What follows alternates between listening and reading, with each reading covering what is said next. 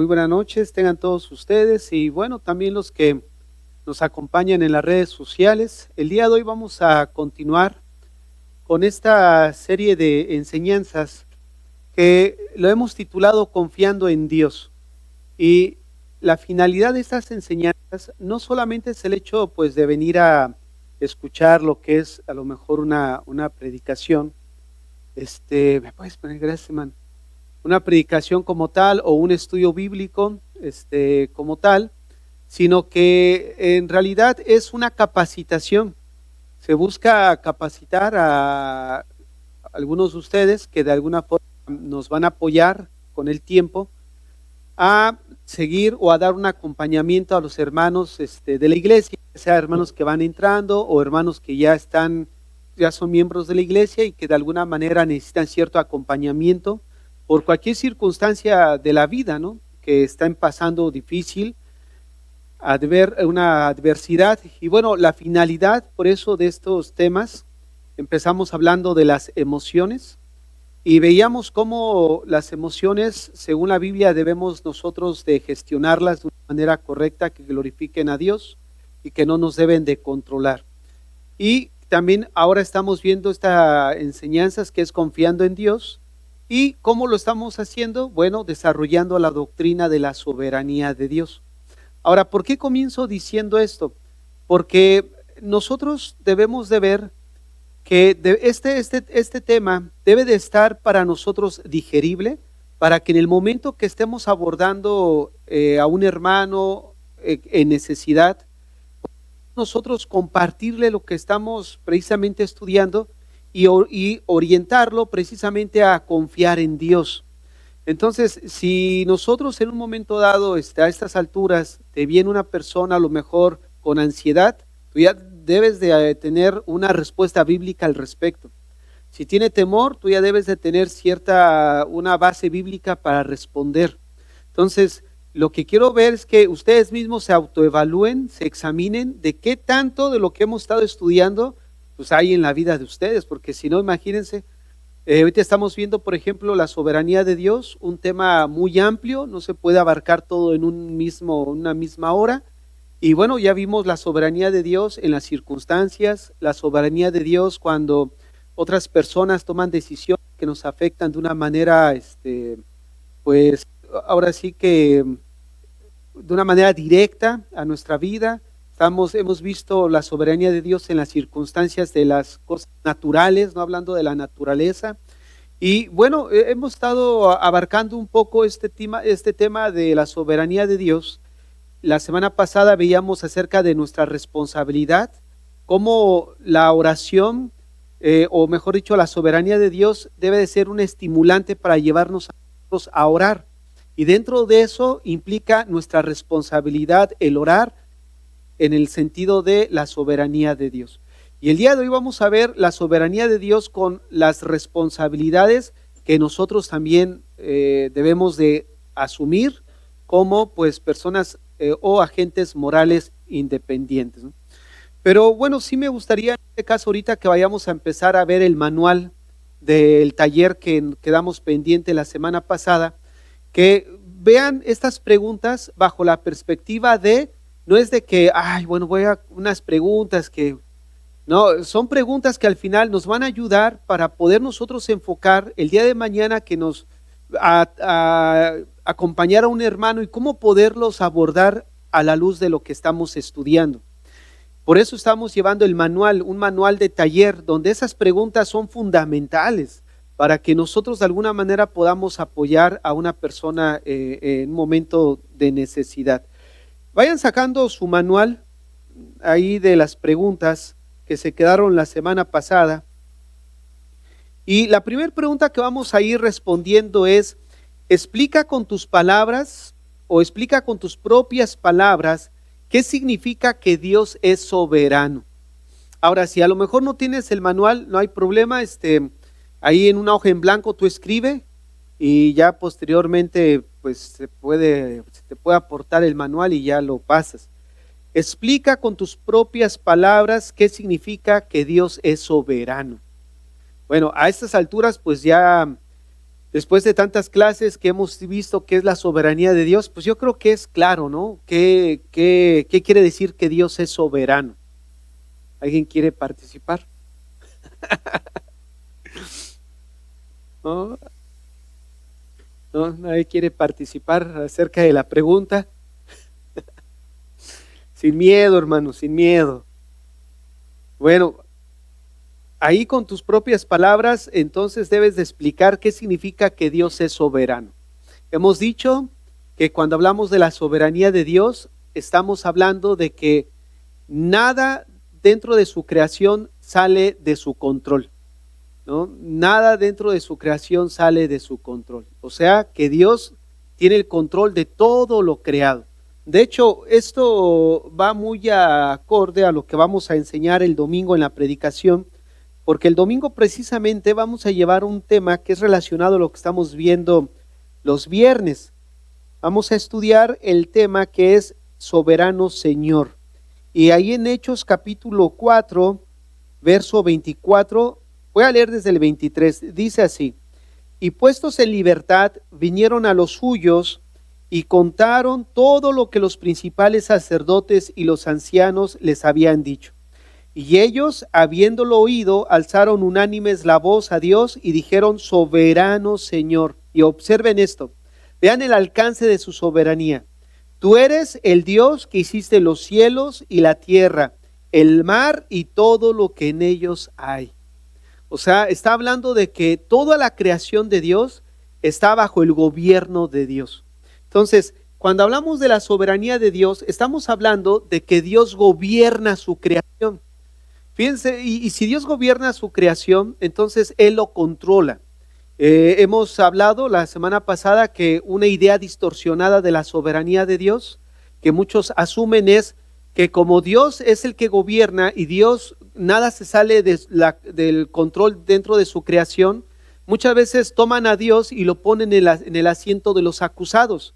¿Por qué? Porque asumen que como Dios es soberano y Él gobierna, y vemos gente asesinada, vemos violaciones, vemos gente que se ve afectada por la maldad, asumimos que entonces Dios no hace nada y Dios es el responsable. Pero eso es una distorsión de la soberanía. Es por eso que nosotros debemos de ver qué es. Ahora, a lo mejor el ejemplo va a ser así medio absurdo, pero yo lo he dicho en otras ocasiones, y es que para mí sí tiene mucho sentido. Ustedes vieron la película de Karate Kid, ¿no es cierto? De Miyagi, ¿no? Y Daniel San. ¿Se acuerdan cómo que él estaba enseñando a limpiar, ¿no? Derecha, izquierda, y él decía, pero ¿y eso qué? Y en el momento del combate, ¿qué le dijo? Acuérdate, no, pues te están entrando todos los golpes y tú no haces nada. Y ya de repente cuando empieza a recordar, entendió para qué eran los movimientos. Bueno, es lo mismo que estamos estudiando. Cuando una persona, fíjate, te voy a poner un caso, si una persona viene y te dice, ¿sabes qué? Tengo temor porque están despidiendo gente de mi trabajo y pues quedamos unos pocos y no sabemos qué va a suceder. ¿Qué le dirías a la luz de lo que estamos estudiando? Dios es soberano. ¿Qué? Ya nada más Dios es soberano, ¿no? Dios es soberano. ¿Qué quiere decir? Que Dios está controlando lo que está sucediendo. Dios controla su creación, también está controlando lo que tú estás viviendo.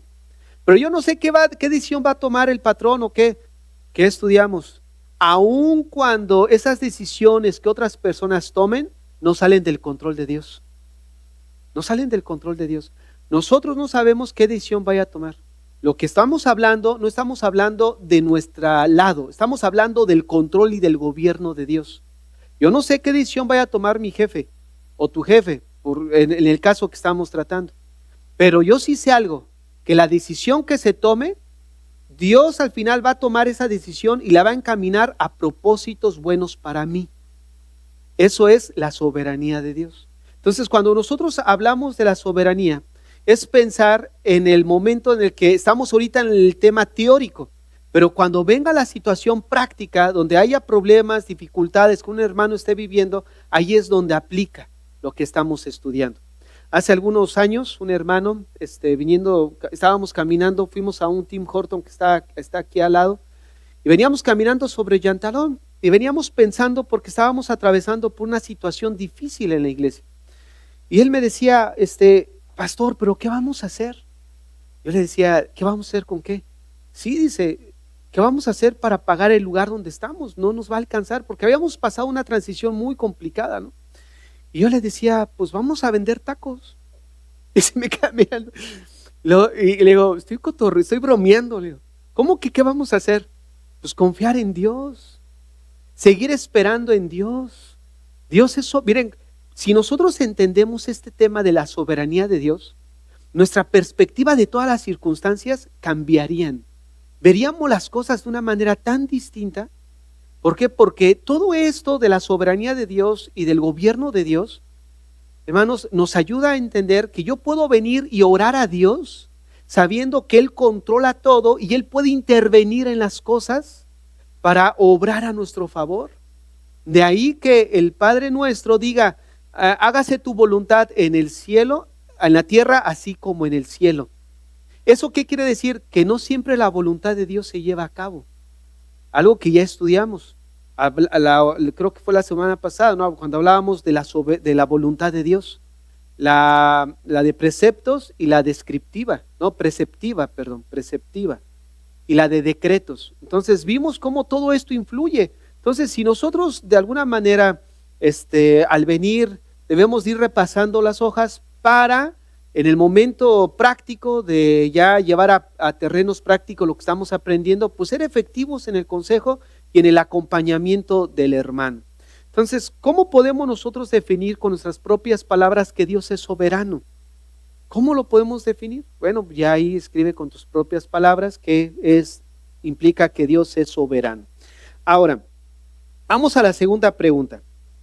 La segunda pregunta es, ¿por qué la soberanía de Dios no implica que todo lo que ocurre le agrade moralmente?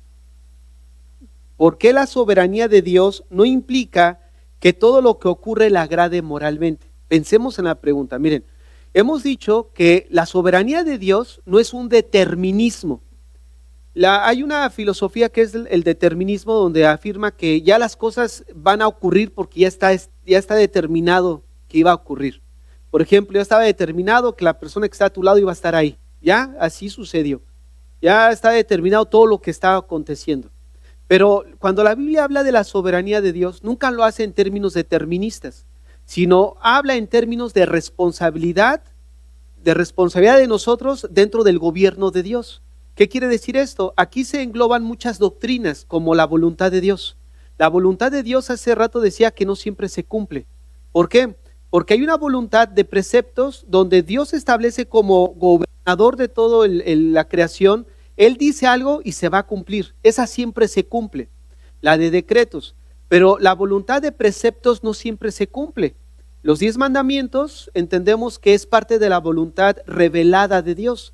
Porque la voluntad de preceptos, como su nombre lo indica, habla de mandamientos, preceptos, ordenanzas, instrucciones. De ahí que en los 10 mandamientos, ¿qué dice? No matarás. Ahora les quiero hacer la pregunta, ¿se cumple siempre ese mandamiento? No. La voluntad de Dios es clara, no matarás, no adulteres, no forniques, no digas mentiras. ¿Se cumple? No. Entonces, está la voluntad ahí, pero no siempre se cumple. Entonces, cuando hablamos de la soberanía de Dios, estamos hablando de que dentro de la soberanía de Dios y de su gobierno, no siempre su voluntad se cumple, aunque hay cosas que ocurren que no entran dentro de la voluntad moral de Dios, pero Dios la permite. ¿Por qué las permite? Porque Dios no nos hizo robots. Dios no nos hizo así como que ya un chip, tú siempre vas a hacer lo bueno, lo bueno, lo bueno. Porque si estuviéramos determinados de esa manera, ¿en dónde encaja la responsabilidad de nosotros? No seríamos responsables de lo que hacemos porque ya estamos determinados. Entonces, una de las cosas que nos ayuda a entender que el determinismo en la Biblia no existe es porque anula la responsabilidad del hombre. Entonces, cuando hablamos ahorita acerca de que ¿por qué la soberanía de Dios no implica que todo lo que ocurre le agrade moralmente? Porque no siempre la voluntad de Dios, no siempre las acciones de los hombres se alinean a la moral de Dios, a la buena moral de Dios, sino que el hombre es responsable y dentro de esa responsabilidad, dentro del control de Dios, pues asume que va a recibir sus consecuencias, ¿no? Dios permite, pero no es lo mismo permitir que estar de acuerdo. Son dos cosas totalmente distintas. No es lo mismo permitir que estar de acuerdo. Les voy a poner un ejemplo. A lo mejor van a pensar que no tiene sentido, pero tiene mucho. Miren, en el Antiguo Testamento se había establecido: lo que Dios unió, no lo separa el hombre, ¿no es cierto? En Génesis se estipuló el matrimonio, Dios lo estableció.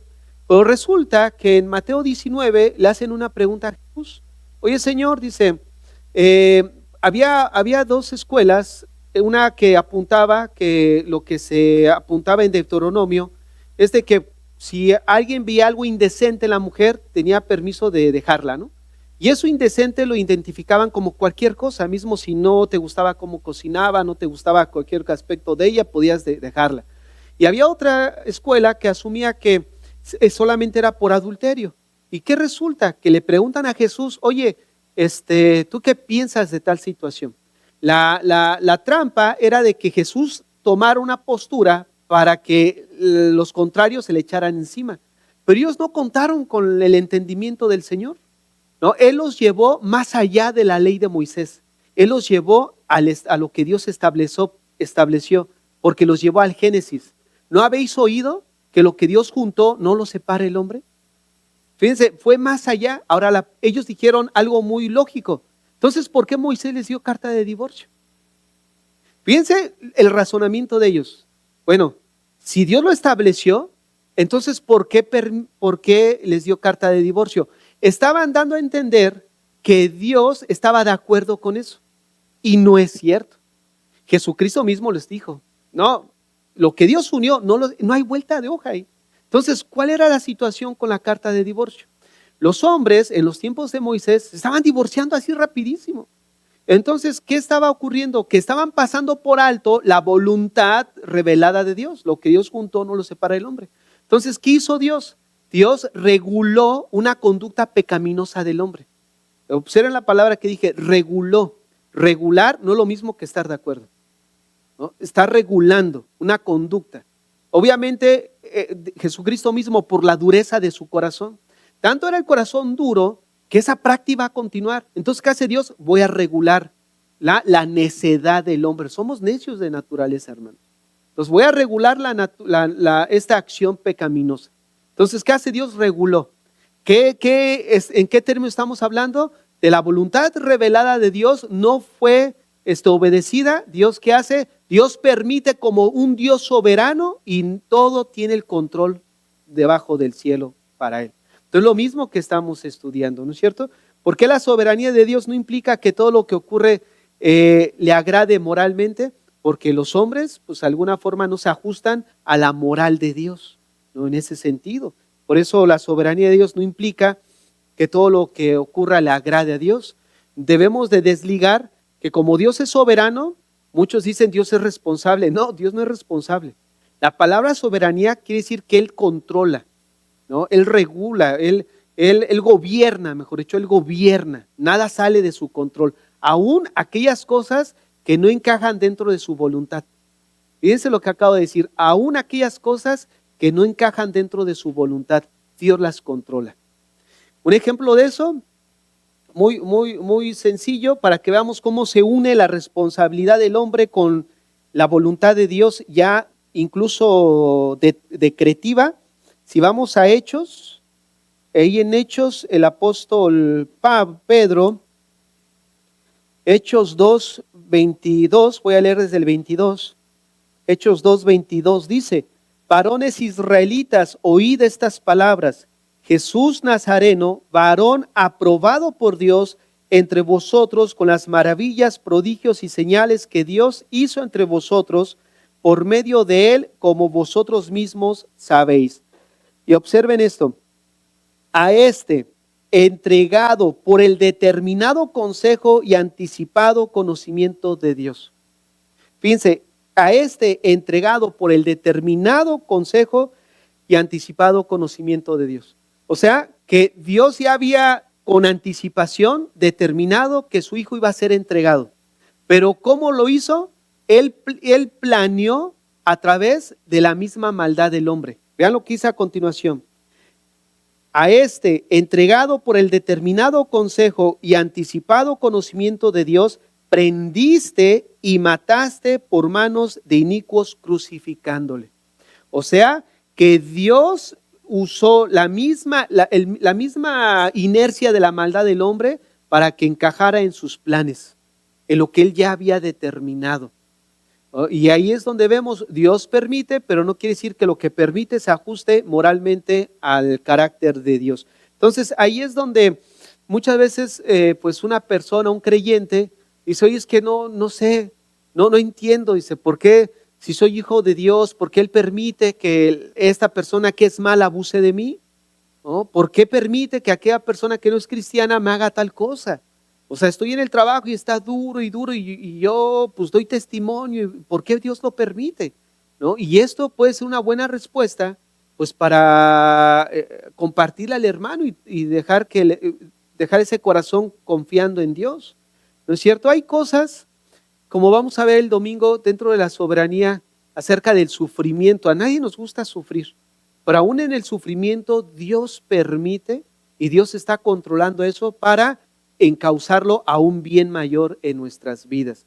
La situación es de que dejemos que Dios obre, ¿no? En ese aspecto, como Él quiera obrar e intervenir en nosotros y a través de las circunstancias. Pregunta 3, vamos a la 3. Son 100, no se preocupen. Describe una situación cotidiana donde una persona use incorrectamente la soberanía de Dios como excusa para no asumir responsabilidad. La semana pasada yo les di 2, ¿no? El adolescente que va a la escuela en tiempo de exámenes y lo reprueba y ¿qué dice? En la soberanía de Dios estaba que yo no lo pasara, ¿no? O una persona que en su imprudencia comete un accidente de tráfico grave y para evadir la responsabilidad, ¿qué dice? La soberanía de Dios. Entonces, ahí es donde vemos un mal concepto de lo que es la soberanía. El hecho que estemos hablando de que Dios controla no anula nuestra responsabilidad en las acciones. Entonces esto es importante entenderlo. Describe una situación cotidiana donde una persona use incorrectamente la soberanía de Dios como excusa para no asumir responsabilidad. Yo les voy a dar una que vivimos diario a diario en la iglesia. Hermano, crezcamos, no nos quedemos bonsai. Es que Dios no ha hecho nada en mi vida. Dios es soberano y no ha hecho nada en mi vida. ¿Qué es lo que estamos haciendo? Evadir nuestra responsabilidad, ¿no es cierto? ¿No? Y ahí es donde nosotros debemos de ver que el crecimiento de nuestra vida pues es un asunto de intención, ser responsables. No vamos a poder aprender la Biblia con una oración, ¿no? Puedes orar por mí para que yo ya tenga el Nuevo Testamento en mi mente grabada, pues no se puede, ¿verdad? Número 4, ¿qué diferencia existe entre decir Dios tiene el control y decir todo lo que pasa es la voluntad de Dios? Está buena esa, ¿no? ¿Qué diferencia existe entre decir Dios tiene el control y decir todo lo que pasa es la voluntad de Dios? Hermanos, con lo que ya estudiamos, esta es una muy buena pregunta para que ustedes se midan, para que ustedes se autoevalúen, para que ustedes se analicen. ¿Cuál es la diferencia? Bueno, ¿qué diferencia existe entre decir Dios tiene el control y decir todo lo que pasa es la voluntad de Dios? ¿Cuál es la diferencia? Bueno, ya la contestaron. Siempre, yo no quiero decir, pero siempre Tade como que todas las enseñanzas está bien atento. Ahorita que lo volteo a ver está como que leyendo la pregunta, imagínate. ¿Qué diferencia existe entre decir Dios tiene control? Bueno, estamos diciendo que Dios gobierna, ¿no es cierto? Dios gobierna todo lo que está bajo su creación y todo lo que pasa es la voluntad de Dios, que no significa, como ahorita decíamos, que las acciones de los hombres se alineen a la moral de Dios. Realmente Dios está por encima, ¿no? En ese aspecto que nosotros. Pero cuando hablamos de moral, estamos hablando de que la Biblia nos comunica cuál es la moral de Dios, ¿no? Los mandamientos, la palabra, su voluntad, ¿no? Por ejemplo, los hijos honrar a los padres, las esposas amar a estar en sujeción a los maridos, amar a los esposos y viceversa. Y bueno, hablando de todo este tipo de mandamientos que entendemos, no siempre se alinean, ¿no? Como ahorita decíamos, a la voluntad de Dios. Entonces, Dios tiene el control y hablamos de que Él gobierna en todo y dentro de ese gobierno Él permite. Pero eso no quiere decir que todo lo que pase está en su voluntad. ¿Cómo lo sabemos? Vuelvo a repetir la oración del Padre Nuestro. ¿Por qué se nos manda a orar que se haga la voluntad? Porque no siempre ocurre. Y esto se debe al corazón que nosotros tenemos, ¿no es cierto? Entonces ahí donde debemos de regresando al ejemplo, ¿no? ¿Y por qué la otra persona es así?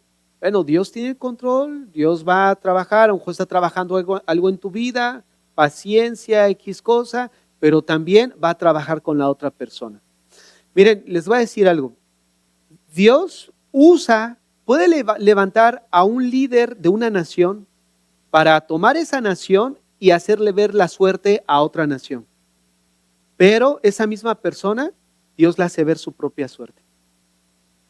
Hace tiempo me contaba un testimonio que yo me quedé sorprendido. Porque una persona le estaba haciendo la vida imposible a otra persona cristiana. Y la manera en la que murió fue terrible. Es precisamente eso lo que estamos hablando. Dios permite que en ese momento pueda tratar, ¿no? Que esa persona en su permisión, Dios permite para encauzarlo para un bien en nosotros, pero a su vez le hace ver su propia suerte. Si no viene en arrepentimiento, si no viene a Dios a pedir misericordia, Dios, a nadie se le va de las manos el Señor, ¿no? Nadie se escapa de sus manos. Número 5, define la voluntad decretiva de Dios y menciona un ejemplo bíblico. Esa es muy facilita, hermano, ¿no? Define la voluntad decretiva. Esta voluntad dijimos que es la que siempre se cumple, siempre se lleva a cabo. Un ejemplo es, o va a ser, bueno, fue el primer advenimiento de Jesús. Él vino la primera vez. Y otro ejemplo es que Él va a venir por segunda vez. Otro ejemplo, nadie va a poder orar para que el anticristo no aparezca. O sea, por más que ores, no, eso va a ser imposible. Esa ya está decretado, ya está dentro de las profecías bíblicas, es un hecho. Entonces eso sería un ejemplo. Número 6, define la voluntad preceptiva de Dios y menciona un ejemplo bíblico. Bueno, la voluntad preceptiva, ahorita ya le decíamos, es una voluntad en la que Dios da a conocer y es una voluntad que no siempre se cumple. La anterior siempre se cumple, pero esta no siempre se cumple. Un ejemplo bíblico, bueno, pues cualquier mandamiento, cualquier instrucción. Número 7. ¿Por qué es teológicamente incorrecto decir que la voluntad de Dios siempre se cumple en la tierra? Miren, cuando hablemos de este tema de la voluntad de Dios, si siempre se cumple, lo correcto es preguntar a qué voluntad te refieres. ¿Por qué? Porque la palabra voluntad, como estudiamos la semana pasada, es un estudio amplio que la voluntad entra en dos categorías. Decíamos Deuteronomio 29:29, está la voluntad secreta de Dios que no nos es revelada a nosotros. Hay dentro de esa voluntad secreta la voluntad de decretos que sí nos permite conocer, pero ignoramos en qué momento vaya a acontecer, como la aparición del anticristo, la segunda venida de Cristo, el arrebatamiento, no sabemos en qué momento vaya a ocurrir, pero está dentro de la categoría de voluntad de decretos. Y la segunda categoría, que es la voluntad de preceptos, esa sí la conocemos y es clara para nosotros, pero no siempre se cumple. Entonces, cuando nos dicen que si la voluntad de Dios en la tierra no siempre se cumple, debemos hacer esa distinción. Hablar de la voluntad de preceptos es verdad, no siempre se cumple, ¿no? Y eso lo podemos ver hasta nosotros mismos no la cumplimos, ¿no es cierto? Entonces, en ese sentido, nos referimos. Por eso, por eso es incorrecto. Es incorrecto porque decir de la voluntad es asumir que estamos hablando de las dos categorías, ¿no? Entonces, la voluntad hay que distinguirla en ese sentido. Ahora, número 8. ¿Cómo ayuda esta distinción a entender el pecado humano sin negar la soberanía divina? Esa es muy buena pregunta, hermanos, porque esto tiene que ver con la responsabilidad del hombre, con la responsabilidad. ¿Cómo ayuda esta distinción a entender el pecado humano? Bueno, cuando entendemos la distinción de la voluntad de Dios, podemos ver que los mandamientos o la voluntad que se nos ha revelado en la palabra de Dios no siempre se cumple. Entonces, en ese sentido, ya es el desobedecer a Dios que ya es pecado. Entonces, por eso entendemos que hay pecado. ¿Por qué? Porque no se está cumpliendo la voluntad revelada de Dios. Por eso el hombre peca, vive en desobediencia abierta a Dios. Entonces, eso no niega la soberanía de Dios. ¿Por qué? Porque volvemos a lo mismo. Dios no te hizo robot. Dios nos creó con cierta libertad dentro de la voluntad revelada de Dios, para que en ese sentido el juicio del gran trono blanco pues tenga sentido. ¿Por qué va a tener sentido? Porque el hombre, cuando esté delante de Dios, va a ser responsable de sus acciones. Entonces, por eso tiene mucho sentido. Si el hombre no tiene responsabilidad, todos los juicios que habla de las Escrituras, por ejemplo, por lo menos el juicio final, no tendría sentido. O sea, ¿por qué va a enjuiciar a personas que al final pues ya estaban encaminadas hacia la condenación, ¿no? O no les dio la opción de ser responsables en sus acciones? Entonces, nada de eso tendría sentido.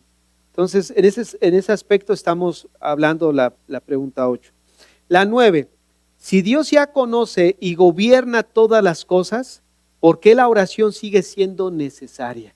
Esta es increíble, hermanos, de verdad.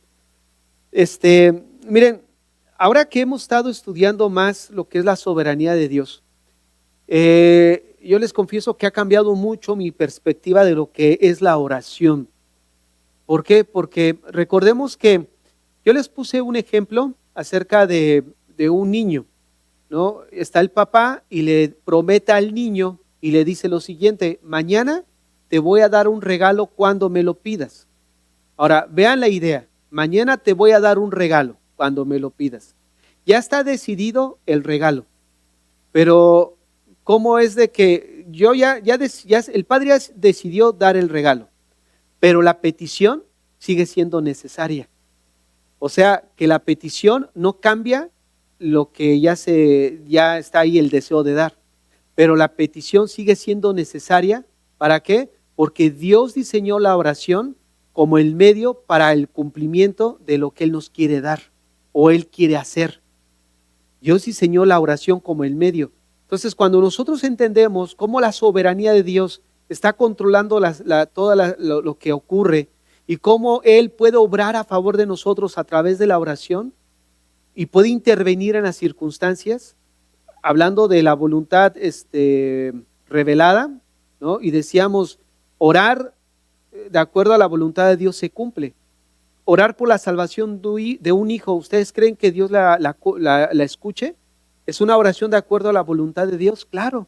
Entonces, si oramos fervientemente, esa oración, hermanos, Dios está escuchando nuestras oraciones y Dios va a obrar en el corazón de nuestros hijos. Dios va a intervenir en el corazón de ellos.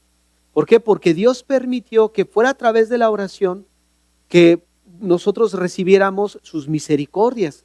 Por eso la Biblia dice, no tienen porque no piden. Y cuando piden, piden mal. Entonces vean cómo nuestras oraciones, hay dos pensamientos que tenemos que tener claro cuando oramos. En primer lugar, nuestras oraciones no informan a Dios, porque según Mateo 6, Él ya conoce las cosas antes de que se las pidamos. Entonces yo no le estoy orando algo que Dios no sepa, Dios ya lo sabe. Entonces el motivo de mi oración es para ver si mi petición, mejor dicho, para que mi petición encaje en lo que Él quiere. Porque la vida, hermanos, se trata de lo que Él quiere. Pero pastor, ¿y entonces lo que yo quiera? Es que ahí está el secreto. que aún esas cosas, si yo hago lo que Él quiere, Él va a escoger lo mejor para mí. ¿Por qué? Porque nosotros no sabemos escoger, escogemos de una manera influenciada por deseos no buenos. Pero cuando en mi oración yo busco a Dios y le digo, Señor, ¿tú qué piensas a lo mejor de esta relación, de este amigo que tengo? ¿O qué tú qué piensas, Señor, acerca de la decisión de dónde van a estudiar mis hijos? ¿O qué tú piensas de esto, Señor? ¿Cuál es tu voluntad de eso? Entonces, hay algo que yo quiero, pero si sobrepongo lo que Dios quiere en esa decisión, Él va a escoger lo mejor para nosotros. Por eso es que muchos se equivocan, porque se adelantan a elegir o escogen mal. Pero si dejamos que Dios escoja, hermanos, nunca vamos a ser felices. Ese es el secreto de la vida, ¿no? Porque cuando hablamos del cristiano, pues entendemos que el cristiano debe de vivir así, ¿no es cierto? De hecho, si nos da tiempo, yo creo que ya no, pero la segunda parte, cuando veamos nuestras acciones en la soberanía de Dios, vamos a entender más eso. Como cuando oramos en el sentido de pedir lo que Dios desea, en la circunstancia que estamos viviendo, hermanos, va a ser lo mejor en ese sentido. Entonces, número 10, explica cómo la oración puede ser un medio soberanamente establecido por Dios para cumplir sus propósitos. Explica cómo la oración puede ser un medio soberanamente establecido por Dios para cumplir sus propósitos. Bueno, es algo que ya viene implícito en lo que ya dijimos, ¿no? Explica cómo la oración puede ser un medio soberanamente establecido por Dios para cumplir sus propósitos. Bueno, aquí la idea central es de que al final, dentro de su gobierno de Dios, Dios estableció que fuera a través de las oraciones. Puede ser algo como obvio, pero fíjense que no siempre es así. ¿Por qué? Porque hay iglesias que enseñan que para que tú obtener lo que quieres, tienes que pactar con Dios. ¿Ya vieron cómo entonces no es así? Entonces, aunque parece algo obvio que Dios de una manera soberana escogió la oración para recibir de alguna manera un beneficio o su misericordia hacia nosotros, no siempre es así. ¿Por qué? Porque hay iglesias donde pacta con Dios y vas a recibir tanto, o haz tal cosa y establecen una situación no válida para recibir una bendición de Dios. Entonces sí son cosas diferentes, ¿no? Cuando se sale ya de un extremo como el de pactar. Número 11, describe una situación personal actual donde debas aplicar correctamente la soberanía de Dios en tu vida de oración. Describe una situación personal actual donde debas aplicar correctamente la soberanía de Dios en tu vida de oración. O sea, tienes una decisión importante del trabajo, de ir a un lugar. Bueno, ¿cómo opera esa decisión? Entendiendo la soberanía de Dios y ligándola a la oración. Una de las cosas que debemos nosotros de partir es que toda decisión que hagamos, hay que exponerla al Señor. Toda decisión que hagamos. Señor, ¿qué piensas de tal decisión que voy a tomar respecto a mis hijos? Respecto a incluso hasta dónde me voy a ir a vivir. Todo entra dentro de pedirle al Señor consejo. Señor, y para algunos deberían de pedir consejo hasta lo que van a comer. Yo ya le pedí consejo de la Coca-Cola. Ya. Ahora sí, ya le pongo así de cruz hasta un lado. Número 12. ¿Qué peligros enfrenta una iglesia que entiende la soberanía de Dios de manera determinista? Fíjense, hermanos, que me voy a echar de cabeza. Hace ya bastante tiempo, sin darme cuenta, yo pensaba que yo era de los pensamientos como lo que leíamos la última vez, ¿no? Deja que fluya, deja que pase las cosas. Al final, las cosas van a pasar, porque van a pasar. Y bueno, uno empieza a ver que, quiera o no, llega a tener cierto pensamiento determinista. Bueno, si van a ocurrir las cosas, pues simplemente hay que dejar que pasen y agarrarlas como vengan. Pero no es cierto. ¿Por qué? Porque ¿dónde entra mi responsabilidad? Por ejemplo, quiero sobresalir en mi trabajo. Bueno, sabes que Dios es soberano, Dios puede bendecirte, pero requiere de un esfuerzo personal, requiere capacitarte, requiere que llegues temprano, requiere que hagas más que los demás, porque el triunfo no viene así nada más porque sí. El éxito no sale, no así nada más porque venga, no, viene a través de un esfuerzo. No sé si han visto esos deportistas cuando ya hacen un reportaje porque son sobresalientes en la disciplina, pues ves que entrenan más que los demás, hacen más ejercicio que los demás, buscan comprometerse más que los demás, y así es la vida cristiana. O sea, nosotros no podemos ser mejores maestros si no nos esforzamos más, si no estudiamos más, si no entendemos más. O sea, al final, si no hay un esfuerzo tuyo, no vas a llegar más lejos, no vas a llegar más allá, y así es la vida cristiana. O sea, no es simplemente esperar que vengan las cosas, no, hay que buscarlas a través de un esfuerzo, a través de una entrega, a través de una disciplina. Y es ahí donde necesitamos nosotros trabajar. No es lo que precisamente estamos viendo con los servidores. Hay que empezar a buscar las cosas, ¿no? Buscar las cosas, no solamente esperar que vengan por venir, ¿no? Hay que buscarlas, trabajar en eso. Y es precisamente el error. Cuando una iglesia ve la soberanía de Dios en términos deterministas, pues solamente espera que las cosas ocurran. Y saben, vamos a esperar sentados, o vamos a esperar siempre igual. Necesitamos esforzarnos a avanzar en cada aspecto de nuestra vida. Entonces, sí es grave una actitud así. Número 13, ¿cómo puede una iglesia demostrar confianza en la soberanía de Dios a través de la oración congregacional? Bueno, pues ser fieles en la oración, ¿no? Ser persistentes, perseverar, dice el libro de los Hechos, que perseveraban en la oración y en la doctrina de los apóstoles. Entonces, vemos que cuando nosotros miramos que la oración es el conducto dentro de la soberanía de Dios, pues nos vamos a pegar a la oración. ¿Por qué? Porque, fíjense, si Dios controla todo, yo no voy a ir ante el pastor de una iglesia, yo no voy a ir ante el jefe de la compañía, yo estoy yendo ante el Señor de toda su creación. Hermanos, de verdad a mí todavía se me funden los fusibles, no alcanzo a entender todavía esa situación. O sea, me refiero a dimensionar lo grande que es eso. Dios controla todas las cosas. Y al venir en oración, estoy viniendo con el que tiene el control. Señor, tú tienes el control de mi trabajo. Además, últimamente estamos orando por este lugar. Tú tienes el control del sostén de este lugar. Tú tienes el control de todas las cosas que ocurren en este lugar. ¿Por qué? Porque Él es el que tiene el control. Yo le acabo de decir a Sara, ya no vamos a decir nada, vamos a orar. ¿Por qué? Porque es Dios el que tiene el control de todas las cosas, hermano. Porque si ustedes supieran, estamos de milagro en este lugar. Pero ¿sabes? Ya no vamos a comentar nada. Yo sé que a lo mejor los que me escuchan van a decir, pero pastor debe de decir, y ya sé que otros pastores van a empezar, pero debes de informar. ¿Sabes una cosa? Hemos decidido seguir confiando en Dios, porque así siempre ha sido la historia de esta iglesia. Todo lo que ustedes ven ha sido regalado, ofrendado. Todo.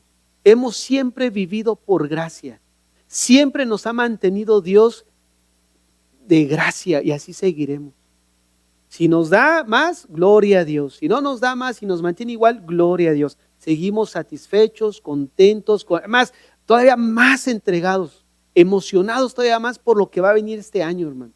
De verdad, hay tantas cosas que se están viniendo y es ahí donde nosotros necesitamos comprometernos más con las cosas de Dios. ¿Por qué? Porque Dios es el que interviene en las cosas. Dios es el sustentador. Cuando hablaba acerca al inicio de que estábamos pasando por una transición difícil en la iglesia, era porque había un grupo de hermanos que de repente empezó a contarles el ingreso a los hermanos de la iglesia. Decía, pero ¿por qué no dan si reciben tanto? Y yo un día entré allá que estaban contando y los escuché. Y, oye, ¿qué les pasa? Le digo, ustedes nada más cuentan, registran y se acabó. Luego no tienes que ver si por qué no da, no, eso no te compete a ti. Y yo le dije, es más, si tú y tú, así lo señalé, si tú y tú dejaras de dar, el Señor seguiría manteniendo este lugar. ¿Y saben por qué les dije así? Porque según ellos eran los que daban más. Y yo le dije, si tú y tú dejas de dar, Dios. ¿Y saben qué hicieron? Dejaron de dar. ¿Y saben qué pasó? Seguimos aquí. ¿No es cierto? Seguimos aquí, hermano. Dios siempre ha sido bueno. Y si tú me dices, pastor, mira, yo te podía dar tantos ejemplos de la soberanía de Dios y de la oración y de nuestra confianza en Dios, que todo lo que te estoy diciendo no es teoría, no es teoría, no es teoría, es práctica, porque el ministerio es así, es práctica. Y es ahí donde necesitamos nosotros llevar a los hermanos a confiar. Ahí cuando les compartimos estos temas a los hermanos que están pasando por una situación difícil, luego dicen, ay pastor, para usted es fácil porque no lo está viviendo. Y yo entre mí me sonrío. Le digo, ay Señor. Le digo, si supiera la hermanita o el hermanito, ¿verdad? Pero hermanos, Dios es bueno. Y aun cuando el hermano diga, ¿se escucha fácil? Sí, se escucha fácil. Yo sé que la transición no es fácil, no se siente bonito ni agradable. Pero atravesar, Dios nos va a acompañar y Él va a estar con nosotros. Y es eso lo que al final es lo que conlleva la soberanía de Dios, confiar en Dios. En último lugar, eso sí es personal, cada uno. En un párrafo explica cómo la soberanía de Dios fortalece tu fe, sostiene tu responsabilidad y estimula tu vida de oración. Prácticamente los tres pilares que sostienen estas enseñanzas que hemos dado, ¿no? La soberanía de Dios es una doctrina que nos ayuda a confiar en Dios. En primer lugar, confiar en Dios. En segundo lugar, nos ayuda a ser responsables, porque la soberanía de Dios no evade nuestra responsabilidad. En tercer lugar, estimula tu vida de oración. O sea, al final, si yo sé que Dios controla todo, yo voy a ir con Él. ¿No es cierto? Yo voy a ir con Él. ¿Por qué? Porque Él está controlando y gobernando todo. Yo voy a ir con Él. Y de eso se trata. Estimula tu vida de oración, que la soberanía de Dios nos impulsa a hacerlo. Señor, ayúdame. Señor, bendice a tu pueblo, bendice a la iglesia. Señor, por fulanito que está enfermo, por la hermana que está atravesando una situación. Señor, sabemos que tú eres soberano y está ahí, ¿no? La soberanía de Dios nos estimula a confiar en Dios, a tomar acción en nuestra responsabilidad y sobre todo a fortalecer nuestra vida de oración. Si entendemos que Dios controla todo y obra a favor nuestro a través de nuestras oraciones, no dejemos de orar por nuestros seres queridos. Hasta que vamos a ver cómo Dios obra. Probablemente hemos estado orando por tiempo significativo por alguien, no vemos respuesta o una situación, no hay problema. Confiemos, el Señor tiene todo bajo control. Ahora, nos quedan unos 10 minutos, yo creo que sí, unos 20 minutos, no es tanto lo que vamos a mirar. Vamos a ver la responsabilidad en nuestras acciones. No lo tienen en su hoja, ahorita al final antes de irse se les va a repartir. Vamos a estudiar ahora la responsabilidad en nuestras acciones. Miren hermanos, una de las cosas que ahorita decíamos y con lo que quiero empezar es que la soberanía de Dios no deja a un lado nuestra responsabilidad. Hablar de la responsabilidad es hablar también de lo que es ser prudente. O sea, dentro de la soberanía, dentro de la responsabilidad es hablar de nuestra prudencia. Entonces, cuando hablamos de la soberanía de Dios, no es dejarle todo a Dios. Hay una parte en la que nosotros obra la responsabilidad y es ahí el hecho de ser prudentes. Un ejemplo de prudencia y la soberanía de Dios es la vida de David. David, entendemos ahí en primer libro de Samuel, capítulo 16, verso 13, que Samuel va, toma el cuerno de aceite, unge a David en medio de sus hermanos y desde aquel día en adelante el Espíritu de Jehová vino sobre David. Ahora, pensemos en ese texto. Viene Samuel, unge a David y eso ¿qué implicaciones tenía? Que David iba a ser el próximo monarca. Después de Saúl era David. Ya estaba establecido. Pero sucede que David, desde que se ungió como rey, tuvo que pasar un proceso difícil para llegar a la monarquía. Pero dentro de ese proceso, no solamente él entendió que era el próximo a la monarquía, sino también todos aquellos que estaban alrededor de él entendían que David iba a reinar después de Saúl. Y es ahí donde encontramos primer libro de Crónicas 12:23. Este es el número de los principales que estaban listos para la guerra y vinieron a David en Hebrón para traspasarle el reino de Saúl, conforme a la palabra de Jehová. Observen cómo todos entendían que el próximo era David. De hecho, más adelante en el mismo capítulo, pero verso 32, dice, de los hijos de Isaacar, 200 principales, entendidos en los tiempos y que sabían lo que Israel debía hacer, cuyo dicho seguían todos sus hermanos. Vean lo que dice, entendidos en los tiempos y que sabían lo que Israel debía de hacer. ¿Qué debía de hacer? Todos estos hombres de guerra, dispuestos para guerrear, vinieron con corazón perfecto a Hebrón para poner a David por rey sobre Israel. Asimismo, todos los demás de Israel estaban de un mismo ánimo para poner a David por rey. Ahora, ¿qué relación tiene esto con lo que estamos viendo? Bueno, estamos viendo la soberanía de Dios, nuestra responsabilidad y también el papel que juega la prudencia dentro de nuestra responsabilidad. Sabemos que David fue ungido para ser el próximo rey. Todos los que estaban a su alrededor sabían eso. Saúl sabía eso, Jonatán sabía eso. Y a pesar de que todos lo sabían, vean cómo David nunca se expuso de una manera en la que su vida corriera peligro. Él fue prudente, él huyó, él se escondió. Eso habla de su responsabilidad. Está la soberanía de Dios donde él ya había dicho, pero juega un papel importante nuestra responsabilidad dentro de los planes de Dios.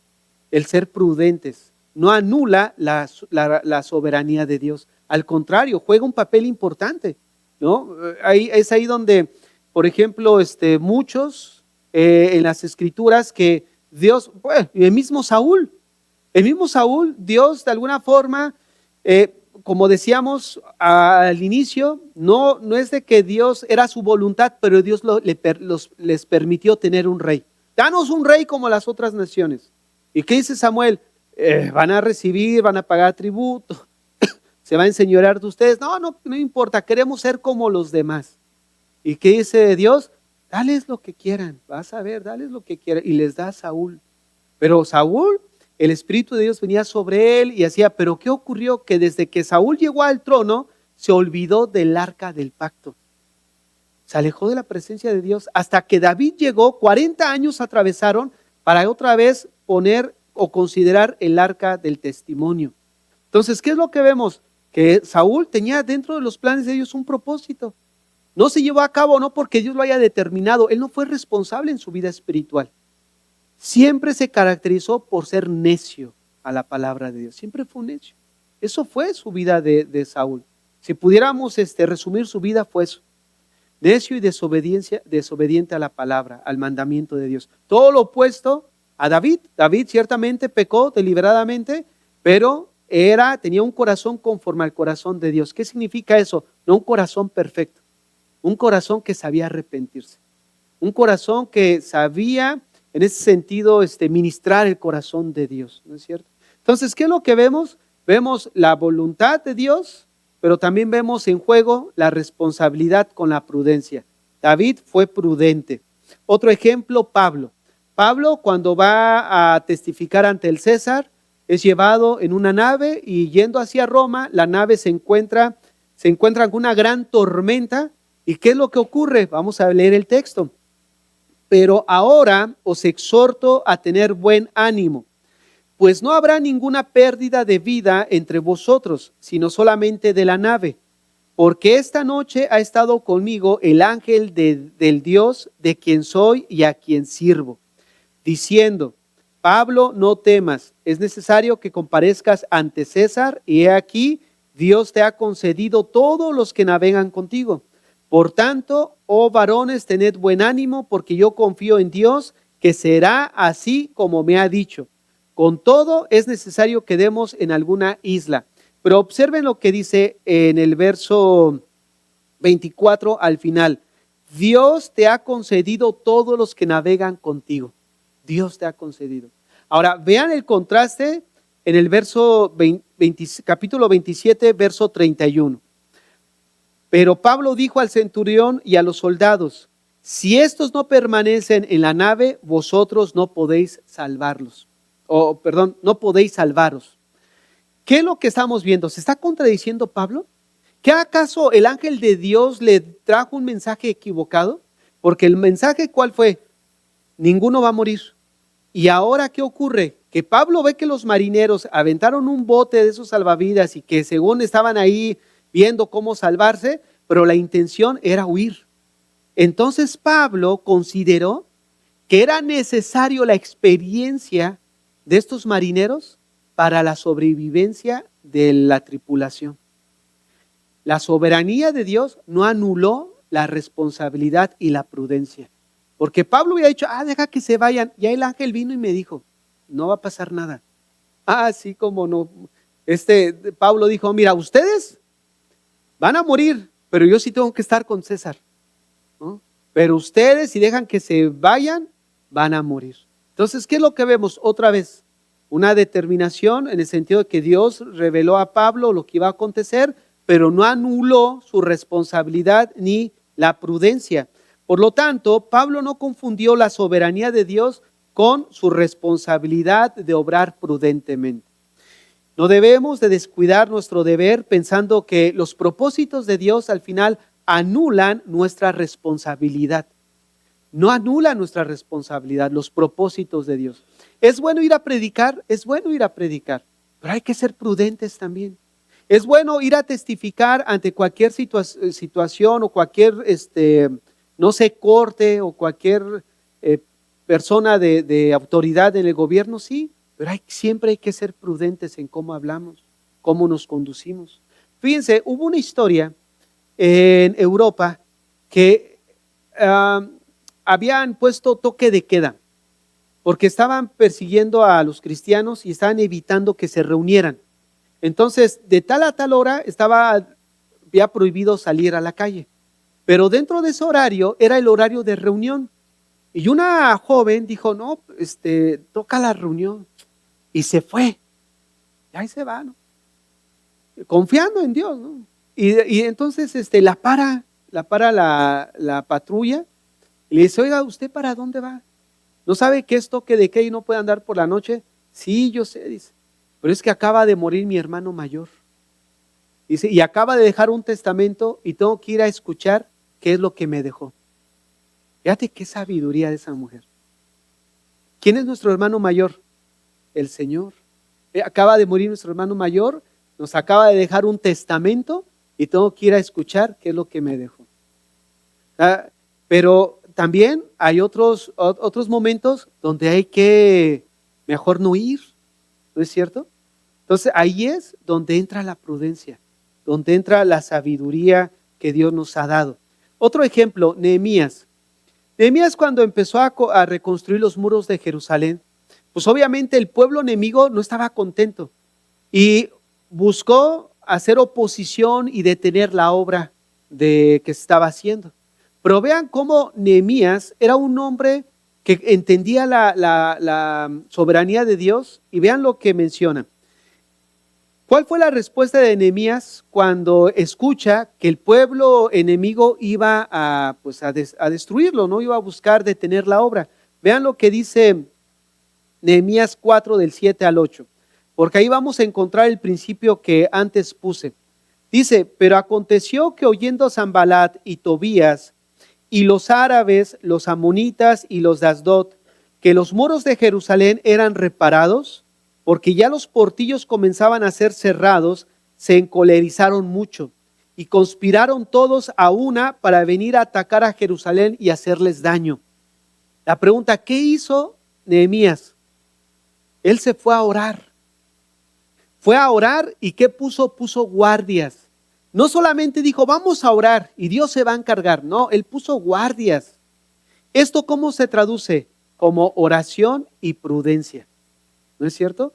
Hay que confiar en Dios, pero también hay una responsabilidad y prudencia en la que nosotros debemos de actuar, ¿no? Vamos a ver cuál fue la respuesta de Nehemías.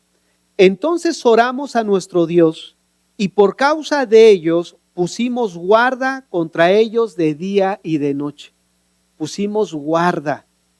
Déjenme decirles algo, hermanos. Ahorita los tiempos son bien inciertos, ¿no? En términos generales, debemos de ser prudentes en todo. Yo se los paso al costo. Debemos ser prudentes. Yo recuerdo cuando pasó la pandemia, yo les dije y se reían algunos hermanos. Está lejos en China y miren cómo nos encerraron. No echen en saco roto, ¿no? Porque sí está, no sabemos, ¿no? A lo mejor no pase nada, gloria a Dios, sigue todo normal. Pero lo que sí es que Canadá no está muy bien, ¿no? Canadá no está muy bien. Y hablando en términos económicos, nada, podemos estar confiados, pero no estamos muy bien. Verso 16. Desde aquel día, la mitad de mis siervos trabaja en la obra y la otra mitad tenía lanzas, escudos, arcos y corazas. Detrás de ellos estaban los jefes de toda la casa de Judá.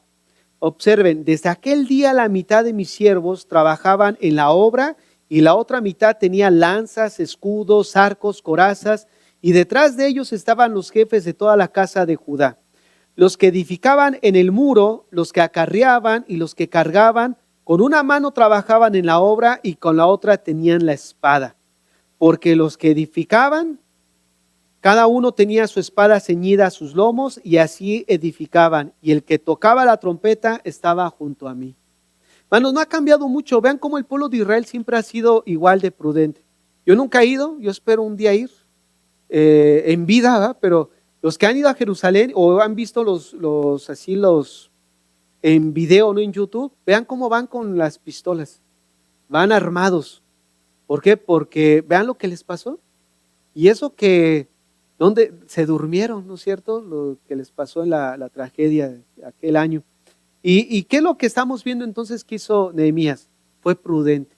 Oró a Dios, pero también echó mano de la sabiduría y de la prudencia. Ahora, el verso 20 dice: en el lugar donde oyereis el sonido de la trompeta, reuníos allí con nosotros, nuestro Dios peleará por nosotros.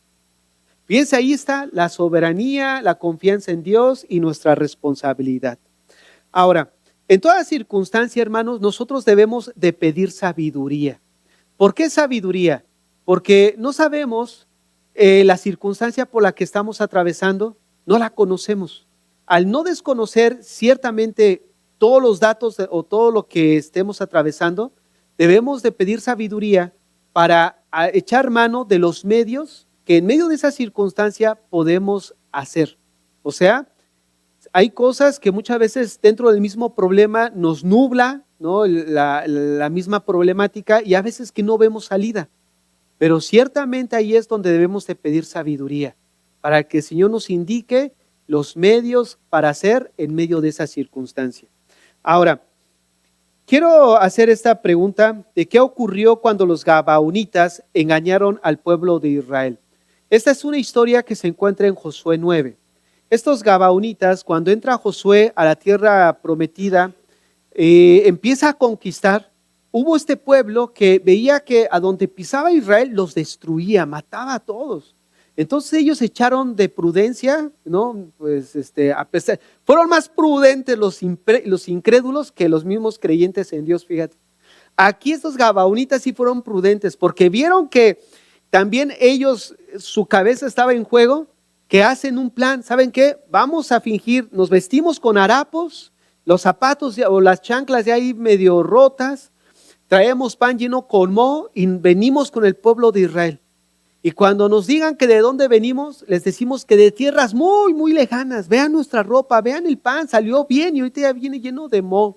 Entonces Josué y los príncipes dijeron: ¿y qué tal si ustedes viven cerca de nosotros? Dice, y este es nuestro territorio. No, venimos muy lejos, vean. Y ellos, fíjate, dice, no consultaron a Dios.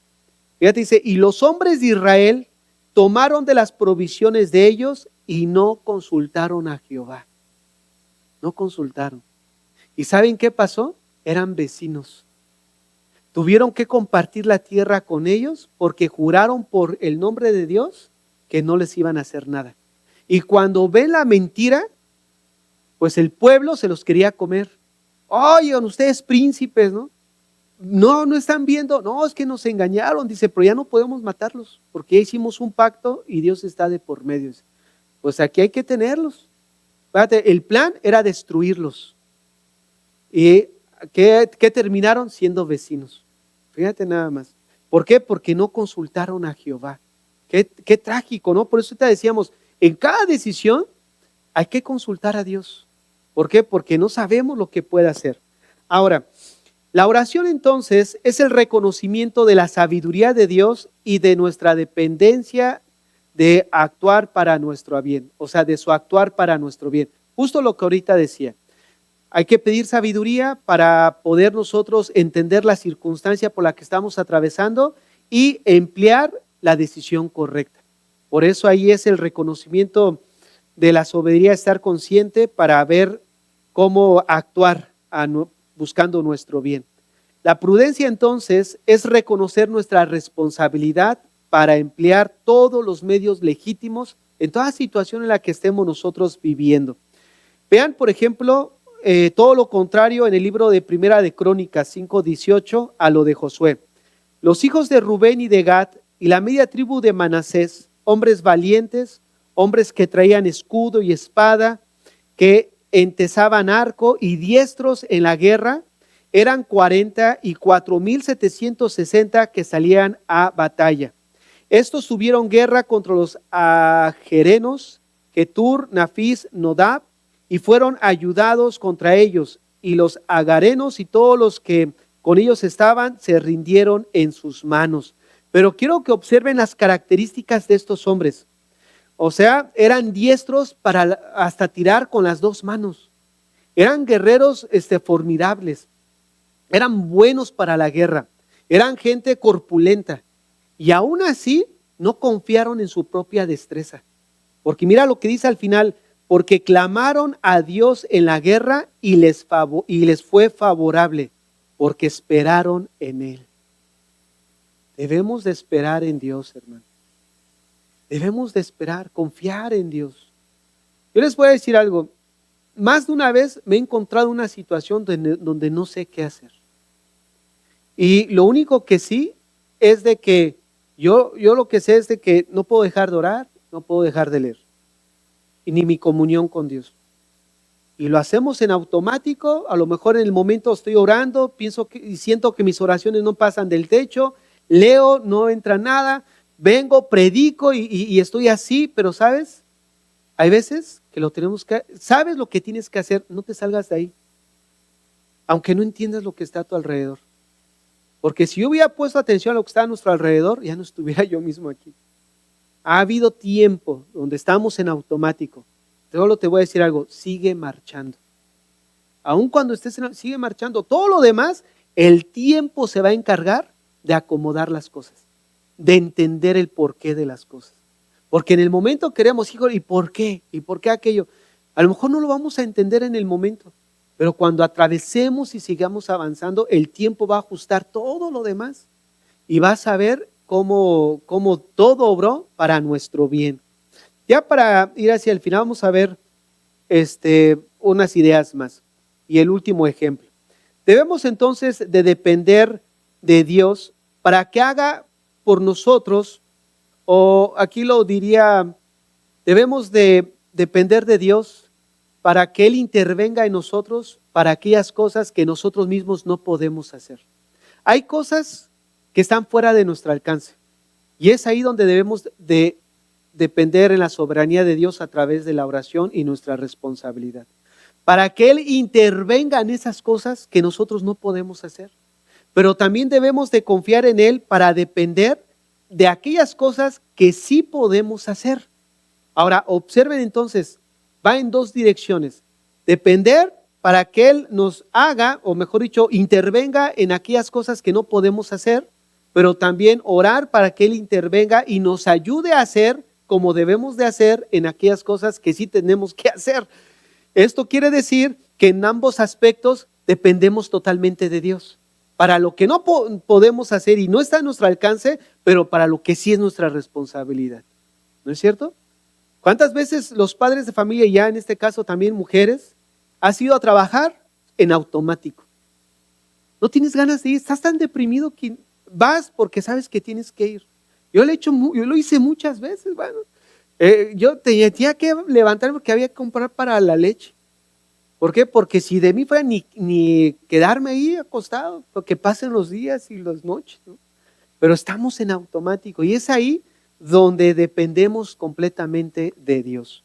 Esto implica que hay tiempos en los que podemos no hacer nada y otros en los que debemos de trabajar, pero en ambos dependemos de Dios. Al final, todo lo que somos es a favor de lo que Él haga en nosotros. Cierro con estos dos textos. Por la pereza se cae la techumbre y por la flojedad de las manos se llueve la casa. O sea, hablando de la falta de responsabilidad, la falta de prudencia. Y en segundo lugar, el perezoso no hará a causa del invierno. Pedirá pues en la siega y no hallará. Hermanos, nosotros necesitamos ver que la soberanía de Dios no anula nuestra responsabilidad, ni el ser prudentes. Hay una parte que le toca a Dios y hay otra parte que nos corresponde a nosotros. Y esto engloba el gobierno de Dios. Trabaja de una manera en conjunta, una no sustituye la otra, pero sí son un complemento. ¿Por qué? Porque así a Dios le plació. ¿Cómo lo entendemos? Es lo máximo que yo lo puedo explicar. Dios así le plació, Dios así lo diseñó, Él controla todo, pero eso no anula mi responsabilidad. Yo tengo que hacer lo que sé que es correcto y sé que tengo que hacer, y es ahí donde hay que encaminarnos.